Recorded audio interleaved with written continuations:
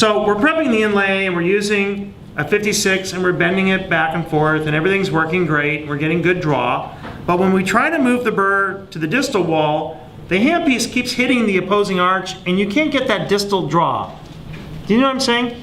It's hard to get distal taper to this wall in the mouth with a straight burr. So that's where we would like to use a burr like this one, which is called a 171. A 171 has built-in taper. It also has the advantage of being a little bit thicker. So it has a very large base on it and it won't cause any chipping or irregularities, a cupping effect of the floor like a 169L would cause. You might say, my goodness, it's such a nice burr, it already has the taper in it, why don't I use this all the time? Right? Makes sense. Why don't I use this for all of my preps? Why use the 56 at all? And the answer I think that I could best describe is that the top of this burr is more aggressively cutting than the bottom because the flutes are traveling at a higher rate of speed when they engage the tooth, and they can very aggressively cut away tooth structure.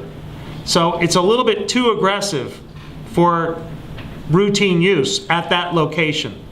But on slow speed or very stall out speed, creating a little bit of taper back in here with the 171 or even a 172, if you guys have that on the other burr kit, it's awesome for creating the draw in tough to reach areas. Is that clear? Now, and if the clamp is getting in the way and you can't get draw, what do? Take off the clamp. Take off the rubber dam. Finish the preparation with the rubber dam off. Is that acceptable? Of course it is. You know, someone once said, you know, rubber dam should be your slave, not your master.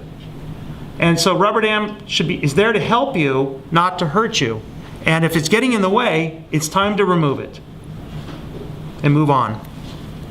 So the 171 or the 172 are awesome burrs for getting draw in hard to reach areas.